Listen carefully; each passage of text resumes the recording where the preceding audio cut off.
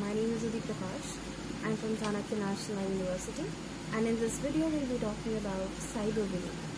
So what is cyberbullying? Cyberbullying does not really have a defined definition, but it includes harassing and bullying a person by a group of persons or by a single person, which is done repeatedly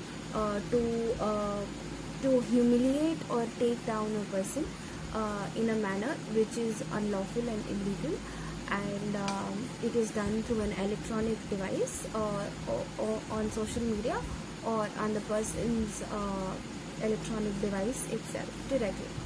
So we have been the stats say that there have been a serious increase in the number of cyberbullying cases, and the law that surrounds cyberbullying is not that vast and exhaustive, but the provisions that enable the protection of people against cyberbullying include section 66E of the Information Technology Act and the section 507 of IPC. In also section 67 of the Information Technology Act, it is given that in a way that punishment is given for anybody who is in violation of cyberbullying, and that punishment goes on for 5 years or fine or both.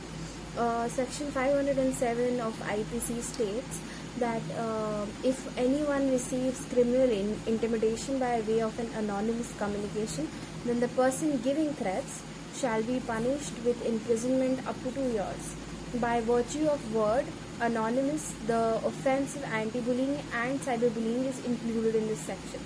So under section 507 we get the definition of the threats that are given and which constitute cyberbullying. In section 66E of the IT Act, we see that this section prescribes punishment for violation of privacy. The section states that any person who intentionally violates the privacy by transmitting, capturing or publishing private pictures of others shall be punished with up to 3 years of imprisonment or a fine up to 3 lakhs.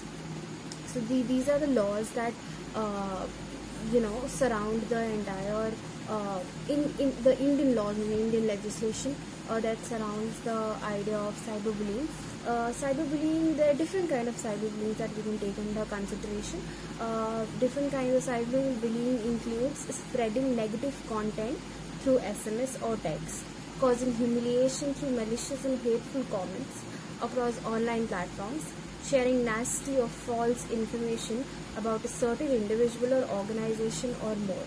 So if you're faced by a case where somebody or a group of people or a group is cyberbullying you on any kind of social media, there are certain steps that you can take to prevent yourself from being harassed and humiliated by these groups or the individual who's been trying to do that. First of all, you should never respond to these texts and never engage with these texts. Secondly, you should always be able to gather some kind of evidence so you can have proof and actually take a legal judicial way to get justice from these kind of practices. You should always be whenever you're using internet or any social media site, you should be extremely careful and safe and present only that data which you believe is not sensitive, because it can be very easily misused in this era where internet and social media is literally the biggest platform that any person can exploit to their certain use. So when it comes to cyberbullying laws in India, even though we don't have that exhaustive and compact legal system, but still the laws that are presented to us that can be used to our advantages if we follow the rules and respect people's privacy.